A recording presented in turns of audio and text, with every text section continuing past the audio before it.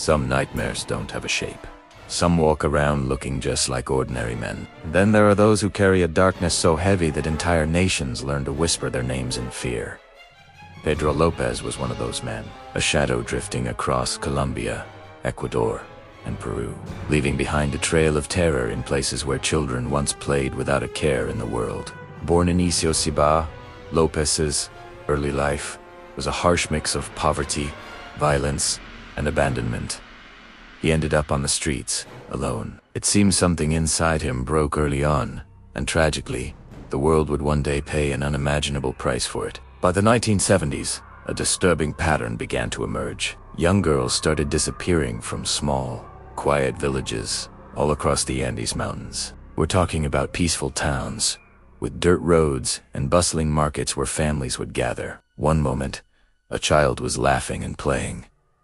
The next, they were just gone, vanished, as if into thin air.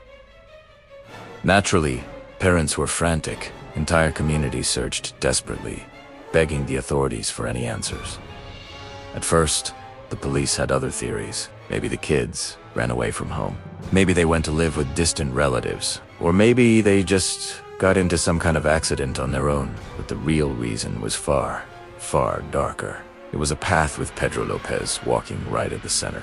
Lopez moved like a ghost between borders, blending in at busy markets, bus stations, and remote villages. It was Selene. He was patient. He looked just like any other stranger passing through, which made him the perfect predator. As bodies started being discovered in isolated areas, the police struggled to connect the dots. The crimes were happening in different countries, under different jurisdictions, with different victims. This chaos allowed one man to slip deeper and deeper into the shadows, completely undetected. The number of victims kept growing. First, it was dozens. Then, it was more. Rumors began to spread like wildfire about a monster crossing the Andes. But rumors don't catch killers, and all the while, the disappearances just kept happening. Then, in 1980, everything changed. A flash flood in Ecuador did more than just move mud and water. It shifted the earth, and in doing so, it revealed multiple shallow graves. It was a nightmare, literally unearthed by nature itself. Finally, authorities saw the horrifying pattern, and soon after, they captured a man who was wandering nearby, watching the entire investigation with a disturbing, eerie sense of calm.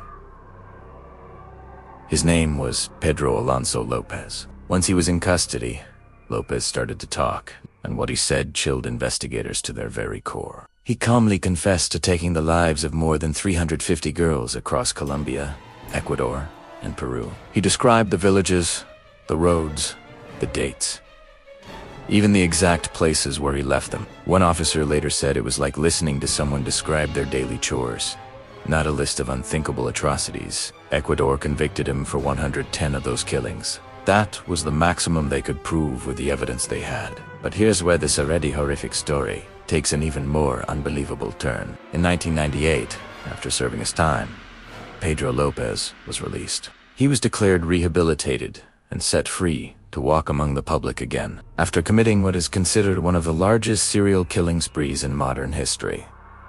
For a brief moment after his release, he was spotted in Colombia. And then he vanished again. No confirmed sightings, no new arrests.